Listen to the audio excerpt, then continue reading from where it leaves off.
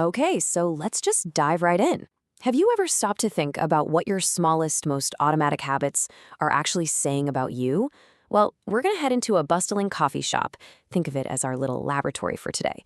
And we're going to meet a behavioral psychologist, Arthur Pendleton. He's got this idea that our tiniest habits are actually a secret language, broadcasting our deepest personality traits to anyone who knows how to listen. You've probably heard this quote before, right? It's a classic. But here's the thing. If you really want to get to know someone, you don't look at their big, shiny achievements. Nope. You look at what they do when they think no one's watching. Because you see, those little actions, the way you walk, how you order your coffee, even how you deal with your email, they aren't so little after all. In this explainer, we're going to decode that hidden language. We're going to turn these totally mundane, everyday actions into what are basically flashing neon signs of personality. All right, let's start by observing our first two subjects. Let's call them Clara and Julian. Now, these two represent total opposite ends of the personality spectrum.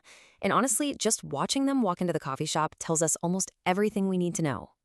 So first up is Clara. And let me tell you, Clara doesn't just enter a room, she makes an entrance. Her walk is practically a march. She moves with a surgical precision. And get this, she checks her smartwatch twice before she even gets to the counter. For her, it is all about speed and efficiency. So what's really going on here? Well, that walk is a perfect window into her psychology. It's a classic sign of high conscientiousness. She's driven, she's ambitious, she's reliable. But that exact same pace reveals this constant battle she's having against the clock, a struggle to stay in the present moment when the future is always calling her. And then you have Julian. He practically floats in. There is absolutely no rush. He holds the door for someone, he smiles at a dog outside, and then he just kind of ambles over to the line. Oh, and his shoelaces are untied.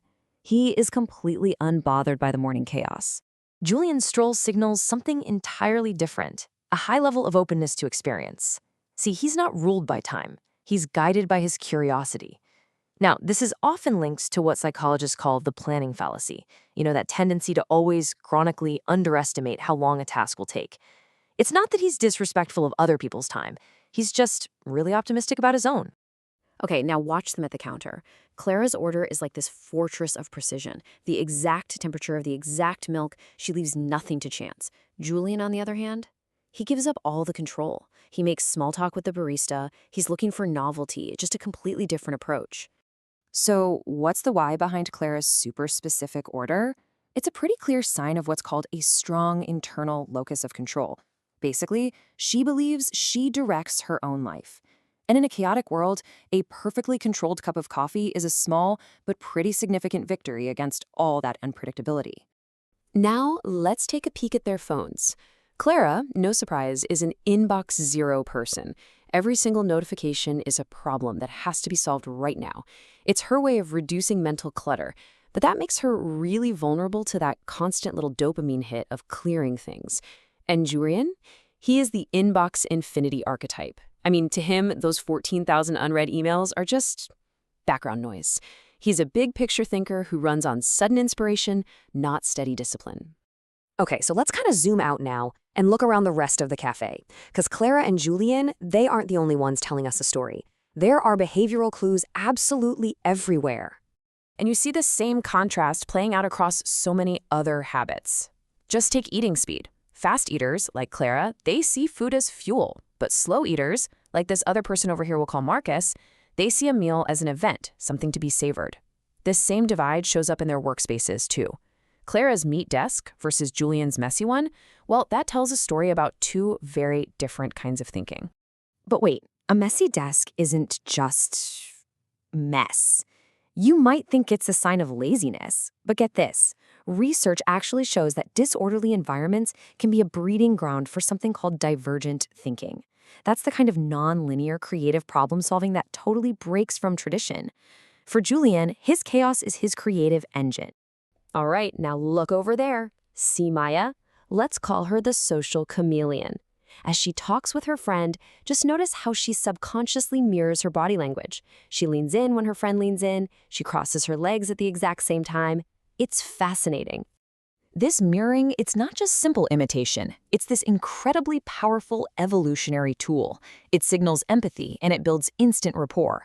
a really clear sign of high emotional intelligence. The only potential downside, sometimes social chameleons can mold themselves so well to other people that they kind of lose touch with their own solid sense of identity. So, after observing everyone else in our little coffee shop laboratory, our psychologist, Arthur Pendleton, he turns the lens on the one person he hasn't analyzed yet, himself.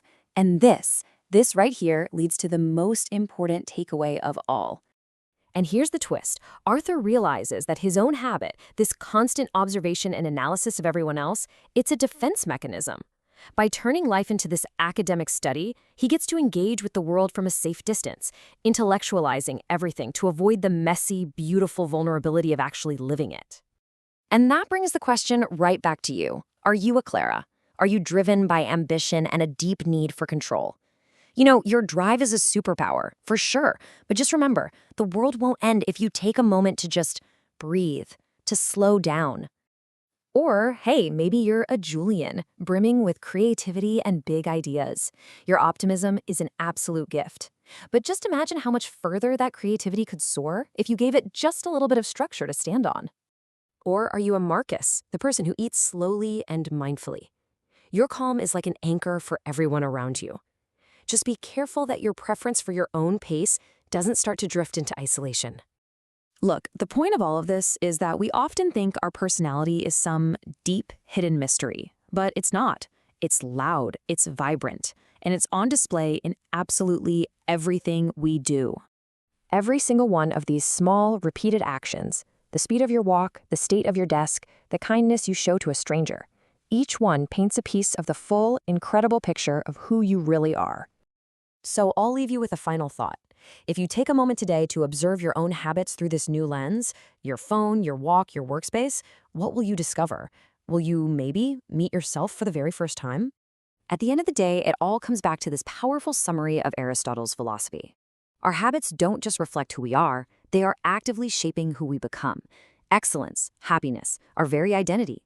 They aren't found in a single grand act, but in the architecture of our daily lives.